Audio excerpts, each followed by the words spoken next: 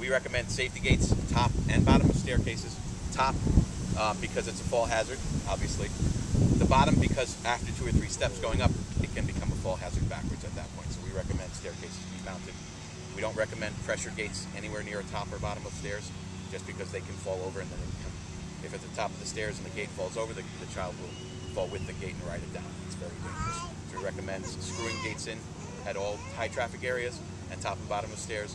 We put in 4 holes that are very small screw holes. If you use a gate that's mounted with pressure, every once in a while you have to make that pressure tighter, and it actually dimples the sheetrock.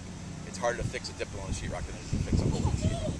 So we recommend screwing them in. Banister posts going upstairs, if they're wider than Connecticut state code is 4 inches. We recommend something between 3 and 4 inches. Anything less than that is dangerous for strangulation. They could get their heads through and then not back out. People in California, they have it at 2.5 inches, but that's not our state code. It's 4 inches for Connecticut. So we believe 3 and 4 inches. Anything under 3 or 4, or excuse me, over 3 or 4, between 3 and 4 inches, should be have some plexiglass installed as a barrier so no one can fall through. Lofts or balconies should be off limits. Remove tables and chairs in that area so they don't climb on the pony walls and smaller walls. Chemical hazards in the home, usually in the bathroom, in the laundry room, or in the kitchen. We recommend them if they're kept underneath the sink, that a magnetic lock be used. It's a little different than a regular latch because it's actually mounted on the inside of your cabinet, and then you can only open it with a magnet on the outside. So the magnet works through your door. Keep this outside mounted on some piece of metal, and your child can't open this without the key. So that's any kind of chemical area, bathrooms, laundry rooms, or kitchens. We recommend these latches. If possible, we recommend to keep the chemicals up and out of the way, but in most houses you can't always do that, so under the sink is where most people keep it. Garage and laundry room should be off limits, like the other rooms we talked about. CO detectors, we recommend in sleeping areas of sleeping floors, 1 on each floor. In each bedroom, we recommend fire alarms or fire detectors, smoke detectors. If everyone has pets, pet doors should be locked when the child is present. They can actually follow the dog out or be in the area when the dog comes in and be hit or run over by the dog as he's coming through the door. So you don't want any unauthorized exit to the house for your baby. Plants could be dangerous. If you have a question about a plant, we recommend taking a piece of the plant and bringing it to a garden center and seeing if it is poisonous. There are some poisonous plants out there. I think around Christmas time, the poinsettias are considered poisonous. There's also a list on the poison control website, about what plants are good and not. We talk about choking and strangulation a lot. We mentioned about the cardboard toilet paper roll. Old door stops behind your doors, kitchen doors or your bedroom doors, that are 2-piece. They have the plastic on the end of the metal. Those can come right off and become a choking hazard. They make now, I think I have one. Yes, they make it's a full plastic piece, so there's no cap on the end of it. It's all plastic. We recommend replacing those 2-piece ones with these. Those, it's right on their level. It's exactly where they would hang out, and then it's very easy to pull those off and choke on those. We recommend a visual sweep of your home every day or two. Just get on the ground and crawl like they would do and look for little hazards, pennies, little pieces of toys, older children's toys, Legos. The magnetics are very dangerous. We recommend keeping those away at this point because even that small round magnets ingested could cause trouble for the digestive system for a baby and for most kids. So we recommend those tiny small toys be kept up and away, and then when your older children are playing with it, make sure they're supervised so that no pieces fall on the floor, or just do a sweep after the check. Mobiles in the canopies from cribs. Once your child is sitting up, we recommend those coming down. Bumpers around the cribs once the baby is sitting up on his own, we recommend those coming out also.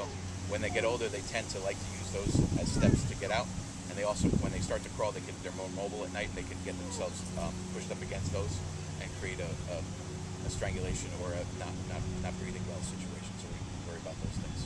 Monitors, like the one we just passed out, if you're going to put them on your wall, we recommend a cord control to be used, and so the cord's not just hanging there, it's a little piece of plastic sheath that discontinent. It's just two-face tape to your wall, so it actually it hides the cord and creates a little safer area for them.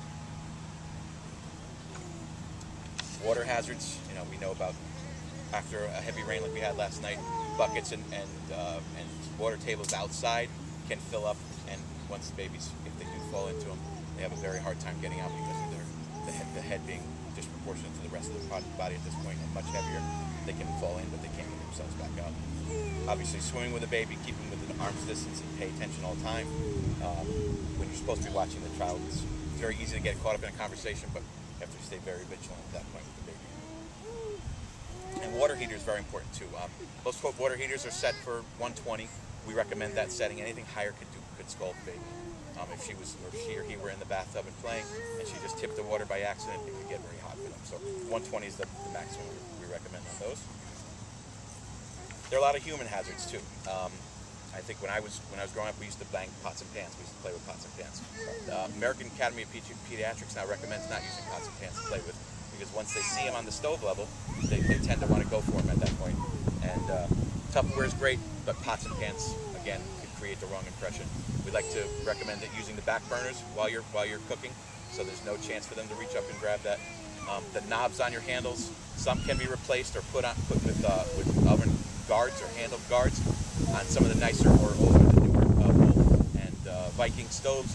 You can't cover those anymore, so we recommend just taking them off and putting them on the side. And when you need them with the gas stoves, when you need them, you just put it on, because even just a little turn of that and the gas could go on and fill the hole with gas. So we recommend to keep those out of the way. Off-limits room be closed and locked, so dads like myself sometimes forget to do what we're supposed to do. So just when the door is closed, just make sure we remind everybody to lock those off-limits doors. Staircases. Not all staircases are carpeted. Sometimes they're just the wood on the way up. You're walking downstairs in the middle of the night with your baby with socks on your feet. You could slip. It happens all the time. So we recommend wearing shoes or having a runner put on your stairs so that doesn't happen. And just, again, being vigilant and careful. So basically what we do is we go room to room. When we come to your house, we can do a quick virtual room to room. Magnetic safety locks in the cabinets, in the kitchen, under the sink. Kitchens, again, the American Academy of Pediatrics recommends that kitchens be an off-limits room, or while you're doing meal prep, that your child be in a high chair or a play yard. So while you're distracted while cooking, at least you know that the baby's safe. Latch other drawers and cabinets where knives or other things could be a simple latch. I have one here which is called the spring latch. Basically, it's exactly what it says it is.